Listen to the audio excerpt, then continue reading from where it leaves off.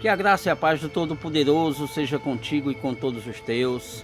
Aqui quem vos fala é Pastor Ricardo, da Assembleia de Deus, Rondon. Temos a nossa sede ali localizada na Jurema, Caucaia, Ceará. Queridos e queridas, uma pergunta que é muito recorrente no meio evangélico. Muitas pessoas me abordam e perguntam a respeito disso, tanto fora da igreja quanto dentro da igreja, e muitos nos últimos dias têm me pedido para que eu fizesse um vídeo a respeito disso.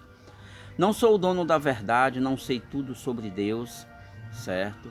Mas o pouco que eu sei eu gosto de passar para os amados e amadas que são inscritos e para aqueles que me ouvem nas congregações.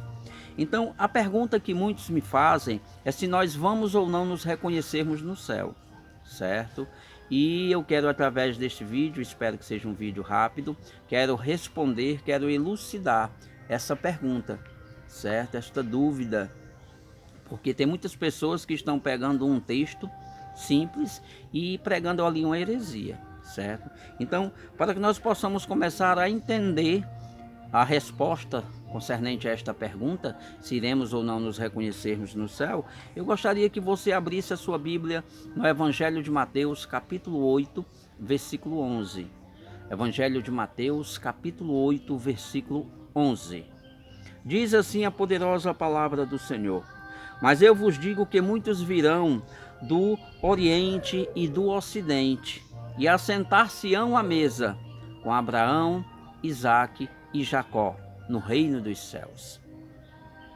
Percebam, amados e amadas, que tem duas coisas aqui que nos chamam a atenção.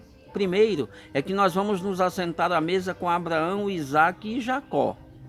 Então, se é o próprio Jesus quem está nos afirmando isso, que nós, igreja, nós, salvos em Cristo Jesus, vamos nos assentar à mesa com Abraão, Isaque e Jacó, será que Jesus nos colocaria à mesa com esses homens da fé, com esses homens que têm ali, deixaram um legado para nós? Será que Jesus nos colocaria à mesa com esses homens sem que nós os reconhecêssemos?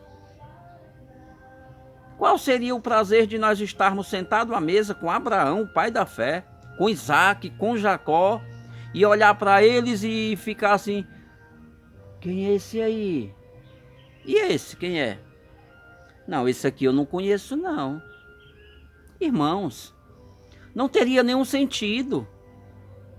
Então, já fica aqui claro de que nós vamos sim nos reconhecermos no céu. E é no céu, o final do versículo afirma categoricamente: no reino dos céus, não é na terra, não é num local diferente, não, é nos céus. Ou seja, vamos nos reconhecer sim. Mas infelizmente, muitos e muitos que estão pregando, que estão anunciando o evangelho de nosso Senhor Jesus, mas que na verdade são analfabetos bíblicos, não sei se por pura ignorância ou por grandiosa preguiça, eles pegam um simples texto e ali elaboram uma heresia. E ali eles colocam a sua tese. Ao invés de fazerem uma exegese, eles estão fazendo uma exegese. Ou seja, estão tirando da sua mente, e mente insana, mente pecaminosa, mente sem conhecimento de Deus, pelo menos um conhecimento pleno, certo? E estão colocando ali, estão pregando algo que não condiz com a palavra de Deus. Porque se eu pegar esse texto aqui de Isaías, capítulo 65, certo? Isaías, capítulo 65, se eu pegar esse texto, no tocante aqui é o versículo 17, se eu pegar esse texto e colocar de frente a Mateus, capítulo 8, versículo 11, vai parecer que está havendo ali alguma coisa de errado. Está havendo ali uma distorção, um confronto entre essas duas passagens. Porque Mateus 8, 11 está nos afirmando categoricamente que nós vamos nos reconhecer no céu. Porque se eu vou sentar à mesa com Abraão, Isaque e Jacó, eu vou reconhecê-los, com certeza. Não resta dúvidas. Não resta dúvidas. Mas aqui, esses analfabetos bíblicos, por ignorância ou por preguiça, pegam Isaías capítulo 65, versículo 17 e vão ler: porque eis que eu crio novos céus e nova terra, e não haverá mais lembrança das coisas passadas, nem mais subirão ao coração. Pegam esse texto e eles falam categoricamente, certo? Que as pessoas que no céu estarão não vão se lembrar de nada. Tudo vai ser apagado da sua memória. Aquele grandioso dia em que ele reconheceu Jesus como Senhor e Salvador vai ser apagado. Aquele dia em que ele estava pregando a palavra de Deus e almas se converteram ao Evangelho de Jesus vai ser apagado. Irmãos, isso é algo que não concebe de uma mente sã. Agora, sabe por que eu digo que são analfabetos bíblicos? Por ignorância ou por preguiça? Porque se eles, e nós sabemos que a Bíblia explica a Bíblia, se eles voltarem um pouquinho no versículo 16 do mesmo capítulo 65 de Isaías, aqui apenas na parte final, eu vou ler todo, certo? Versículo 16, para que a Bíblia explique a Bíblia. Aí nós vamos saber quem verdadeiramente não vai ter mais essas lembranças. Diz assim o versículo 16: assim que aquele que se bendizer na terra, se bendirá no Deus da verdade. Aquele que jurar na terra, jurará pelo Deus da verdade. Porque já estão esquecidos as angústias passadas e estão escondidas dos meus olhos. Estão esquecidas de quem? Estão escondidas dos olhos de quem? Do homem, do crente ou do próprio Deus? Meu irmão, texto sem contexto é motivo suficiente para a criação de uma grande heresia. Aqui nós estamos vendo no contexto do versículo 17 que quem vai se esquecer destas lembranças, porque Deus se entristece com o mundo que ele olha e vê o mundo pecaminoso, vê o mundo iníquo. Deus se entristece com isso. Então ele vai esconder dos seus olhos, ele não vai mais se lembrar dessas coisas, desse mundo, dessa terra corrupta, desta terra pecaminosa. É o Deus que vai se esquecer, não é o ser humano que confessou a Jesus como Senhor e Salvador, não.